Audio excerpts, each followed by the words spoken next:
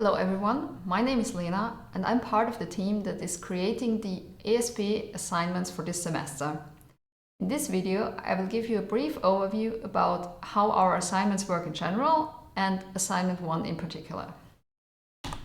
So assignment 1 is called the Juice Filling Machine. Sorry that part of the title is covered there. And your task will be to create a program that farmers can use as a calculator. Those farmers produce different types of juices that they want to fill into canisters. And then the costs for this process should be calculated depending on the user input. The deadline for this assignment is the 22nd of November at midnight, but please hand it in a little bit earlier. And it is worth 18 points. So how do you get those 18 points? There are 3 different parts of getting how the points are calculated. First, there's functionality. This is worth 70% of the 18 points and is graded with automated test cases. So there are public and private test cases. What this means is that public test cases are test cases where you can see what is being tested. So you will get the test files, you can run them locally on your PC, and you can see exactly what is being tested and where your program might go wrong. And private test cases are secret test cases, where you will not get to know what is being tested exactly, but you can see the results in your GitLab repository if you pass them or not. Then some points are related to code quality. This is worth 30% of the 18 points. This means the style and structure of your code. This is described in detail on our Notion website, which we will take a look at later. And hopefully not, but there might be some deductions. First of all, there are certain specifications, so rules you need to follow when completing and handing in your assignment. And if you violate any of those, there might be some deductions. And also, for every assignment you complete, you need to go to an assignment interview with your tutor. And there your tutor will ask you some questions about your code. There might be a short coding exercise. And if the tutor realizes that you did not write your code yourself or do not understand your own code, there might be some deductions there. So depending on when you watch this video, you should have received your own GitLab repository by now, or you might get it soon. And this GitLab repository contains information about the specifications, the grading and the submission of the assignment. And it also contains a detailed assignment description, so how exactly your program should work. It also contains the public tests and a way for you to run them locally on your PC, and some files for us to run the private test cases with our test runner. So your task then is to implement your solution and commit and push it to this repository. And the last commit before the deadline will be graded. So intermediary commits are fine and also recommended, so you can see how your program reacts to the private test cases, but make sure that the last commit you push before the deadline is the one you want to submit. So now we will take a look at a repository. It opens on the README file, which contains some of the facts I already told you, and also the detailed assignment description. So you can see it says here, this is assignment 1, the juice filling machine, some introductory text, then a list of the learning goals. These are all things you need to use in your implementation. And then some specifications and how the grading works. And we'll now take a closer look at the Notion page assessment of assignments, which is also linked here. So, as I said already, I'm not going to look at the functionality again. Here you can find in text what I already told you. And for code quality, if you open this section, there is a list of rules you need to follow to get the full 30% of code quality points. So for example, here, each function needs to have a function header. And then it also shows you an example what this should look like, which you can copy and adapt. Or a line of code should not exceed 120 characters. And then there's an example that shows you what this should look like or should not look like. So read through these rules carefully, because it would be a pity to not get those easily achievable 30% of points. And then if you scroll down, you can find a section on deductions. There are different types of deductions depending on which violation occurs. There are some that are worth -10%. For example, if you do not fix all your compiler warnings, then you might get a -10% deduction. And then there's some worth -25%, and there are some worth -100% where you might not receive any points, but there's only 2 of those. For example, your code needs to be written in C, so please don't submit a Python program, because then you will not receive any points. And also, if you try to cheat, try to obtain the private test cases, then you will not receive any points.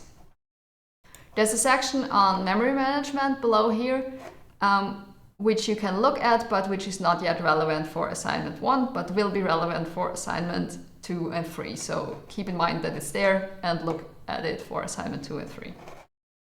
So moving back to the repository. Once again, it says here when and how you should submit your assignment, and then follows the assignment description. It starts with some general notes.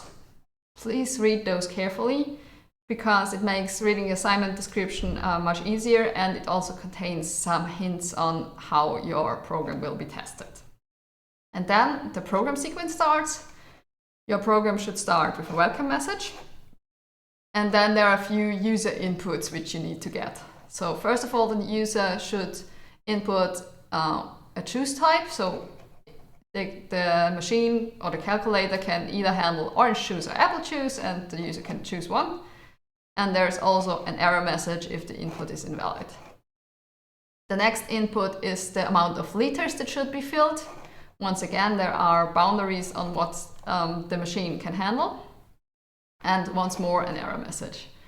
And next, the user should choose which canister size they want to use for this process. And depending on which juice type, so either orange or apple juice was chosen earlier, there are different canister sizes available. Once more, an error message if the user input is invalid.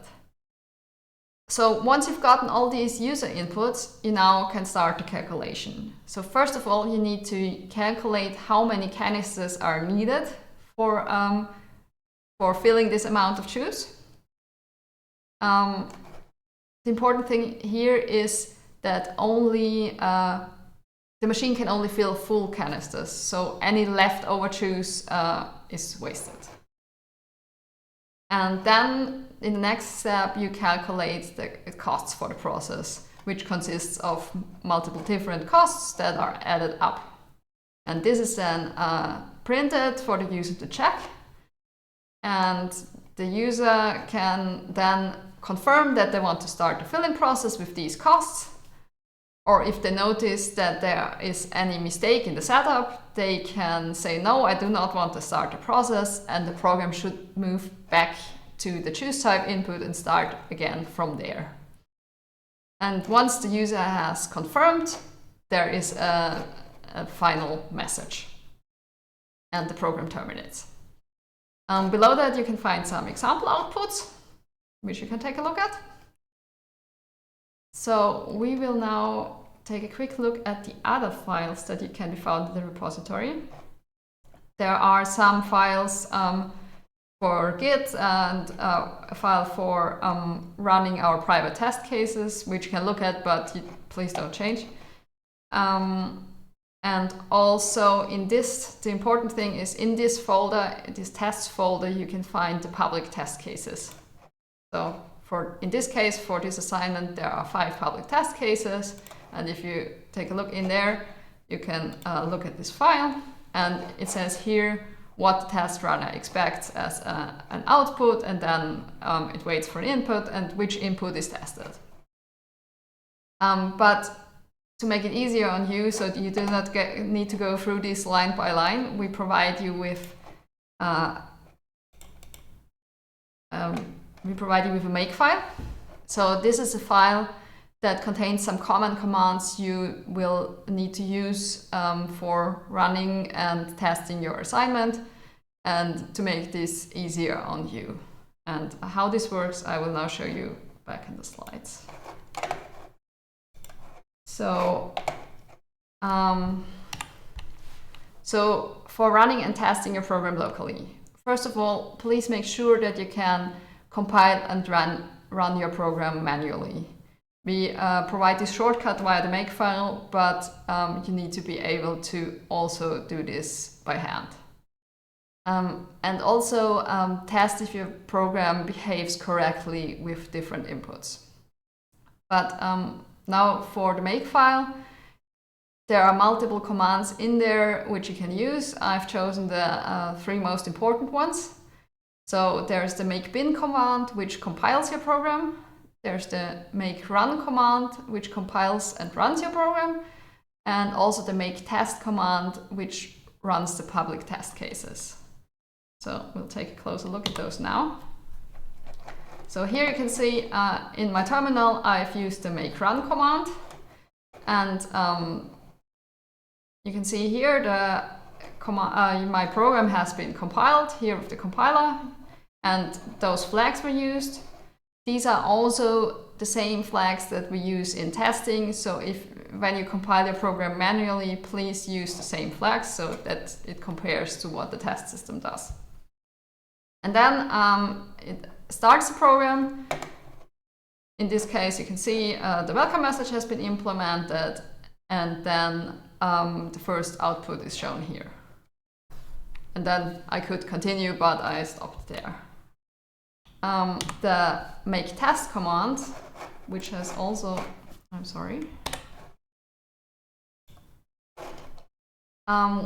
which also works in the terminal. Once again, the program is compiled, and then the test runner is started, which tests the public test cases. And here you can see a list of the different test cases. Each of the test cases has a title. Then there is a percentage of output difference. So if it says here 100%, then the output your program produced was exactly the same as the output the test runner expected. So 100% is good. This is a passed test case. It also checks that the return value is correct, exit code here. And for further assignment, not relevant yet, but for further assignments it will be relevant. It checks for memory usage errors and memory leaks. And at the bottom you can see, in this case, the program passed 5 out of 5 test cases. Running this make test command will also generate a test report. This is an HTML file in your folder. So if you have a difference in one of those test cases, for example, here it says 90% and not 100, then you can take a look at this test report, and it will show you a side-by-side comparison of the output the test runner or the test expected and the output your program produced. And it will be marked where there are differences. So then you can go back to your program and adapt it. This was all for the public test cases. So now we will take a look how you can get the results of the private test cases.